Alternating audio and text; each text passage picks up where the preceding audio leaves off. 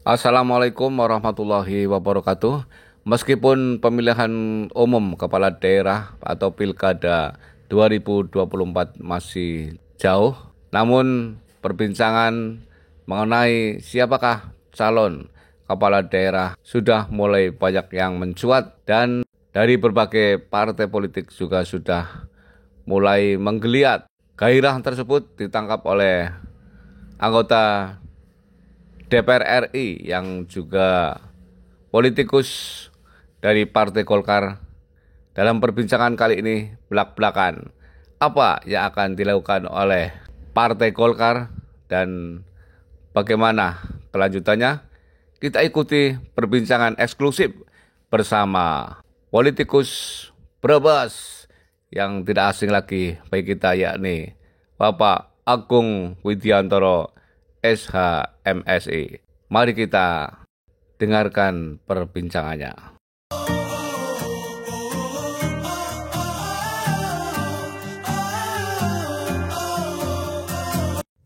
Apa yang akan dilakukan oleh Golkar dalam Pilkada 2024 ini, Pak?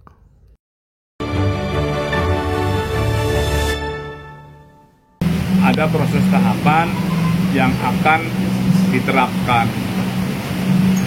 Proses tahapan itu didahului dengan penjaringan bakal calon. Gitu loh. Di samping itu pula, selain penjaringan, juga melakukan langkah komunikasi politik dengan partai-partai lain. Ya kan? Karena apa? Kalau kita mengusung sendiri, secara aturan sudah mencukupi ketentuan belum? Kalau harus bersama-sama bersama partai-partai politik lain, tentu harus ada kesepahaman. Siapa yang jadi calon bupatinya, siapa yang menjadi wakil bupatinya. Itu instrumen-instrumennya ya. Kemudian ada instrumen lain. Kalau itu kader, maka diukur prestasi, dedikasi, loyalitas, dan tidak ada unsur tercelanya. Di samping itu juga harus didukung dengan kekuatan survei elektabilitas, ya kan? Survei popularitas. Nah, saat ini banyak dari bakal calon yang mereka merasa nyaman dengan Partai Golkar. Apalagi kemarin kita meraih suara dalam pemilu, kenaikan yang cukup signifikan. Apalagi pada saat Pilpres, kita berhasil memenangkan pemilihan presiden. Apalagi Partai Golkar berhasil memotori koalisi partai-partai pendukung dan pengusung Pilpres. Sehingga saat ini saya akui sebagai anggota legislatif dari fraksi Partai Golkar, sebagai wakil sekretaris jenderal DPP Partai Golkar, banyak pihak yang berharap dukungan dari Partai Golkar dalam pilkada besok. Banyak bakal calon yang mereka menginginkan bisa didukung, bisa diusung oleh Partai Golkar. Itu. Untuk Brebes sendiri bagaimana, Pak? Nah, untuk Brebes, siapapun yang memang punya visi dan misi yang bagus untuk mensejahterakan rakyat Kabupaten Brebes, siapapun yang memiliki kemampuan tidak hanya popularitas tetapi juga elektabilitas, keterpilihan, ya, dengan dukungan survei, dukungan dari elemen masyarakat, itu sah-sah saja. Dan Partai Golkar terbuka lebar. Mengincar G1 apa G2 Pak? Apa? Mengincar posisinya, posisi Persoalan posisi, ya, apakah bupati atau wakil, tentu tadi berdasarkan instrumen-instrumen yang tadi saya sebut. Bagaimana survei elektabilitasnya, popularitasnya. Tidak hanya populer saja, tapi keterpilihannya juga tinggi. Mengenai posisi, juga tergantung siapa yang maju. Kalau yang maju dan direkomendasi oleh DPP Partai Golkar adalah baik kader maupun calon di luar partai yang sudah pernah menjabat sebagai bupati, undang-undang melarangnya untuk mencalonkan sebagai wakil bupati itu. Gitu loh. Kalau kemudian calonnya dari wakil bupati yang sudah pernah menjabat 2 kali, tentu dia juga tidak bisa menjadi wakil bupati lagi. Kalau calonnya itu pendatang baru, kebetulan di luar partai, juga kita harus ada uji sohih. Tidak hanya popularitas, tapi juga elektabilitas. Bagaimana tingkat keterpilihannya? Nah, ini Partai Golkar masih berproses. Tentu selama berproses ini, silakan kepada semua pihak, baik itu putra daerah maupun di luar putra daerah yang memang punya kemampuan atau punya rencana, punya visi misi yang bagus untuk memajukan Brebes.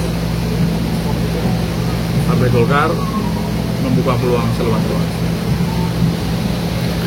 Ya, suasananya karena pilkada ini meskipun disebut serentak di dalam 1 tahun, tentu pilkada ini masih dipengaruhi oleh suasana hasil pilpres dan pileg kemarin. Langsung atau tidak langsung pasti akan berpengaruh.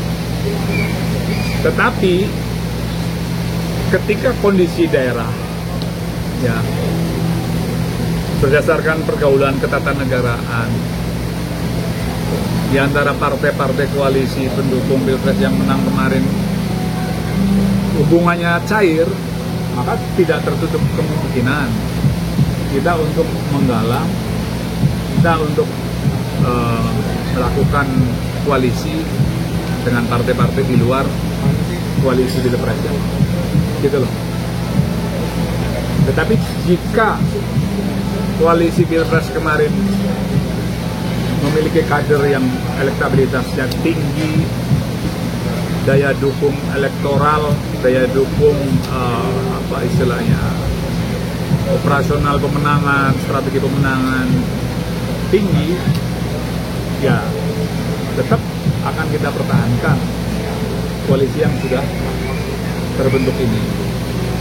Jadi lihat dinamika politik di daerah. Nah, bahasa singkatnya adalah dinamika politik. Gitu loh.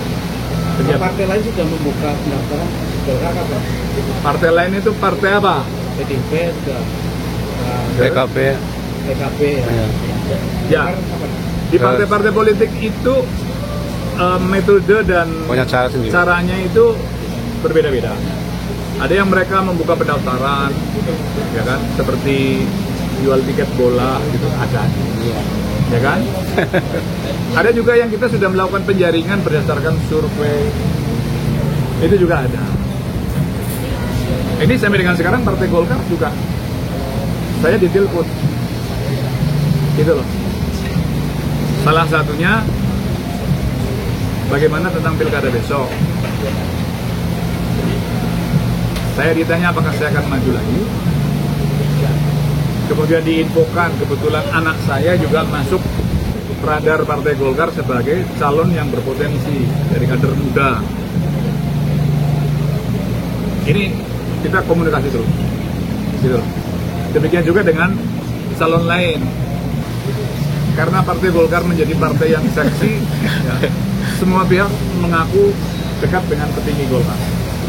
Semua pihak mengaku punya dukungan dari Partai Golkar. Ya kan? Ada juga kader-kader daerah yang sudah taruh, sudah deklarasi. Bahkan juga ada yang tadi menyampaikan putranya Prof. Muladi akan maju di Kabupaten Brebes. Ada juga yang begitu. Terus kemudian ada juga pengusaha swasta. Kita melakukan komunikasi lah secara terbuka. Ada juga mantan kepala daerah yang baru 1 periode kemudian melakukan komunikasi dengan kita. Pak, kalau saya diminta untuk kembali ke Brebes, bagaimana menurut Bapak? Bagaimana menurut Partai Golkar? Ya saya jawab bahwa kita semua terbuka, semua demi kebaikan.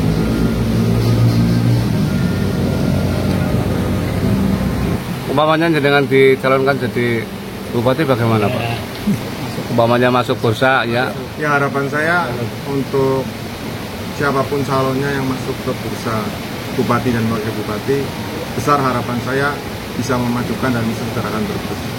Entah itu saya ataupun siapapun, harapan saya seperti itu. Karena jujur, saya lahir di Brebes, saya ingin Brebes ini keluar dari zona miskin gitu.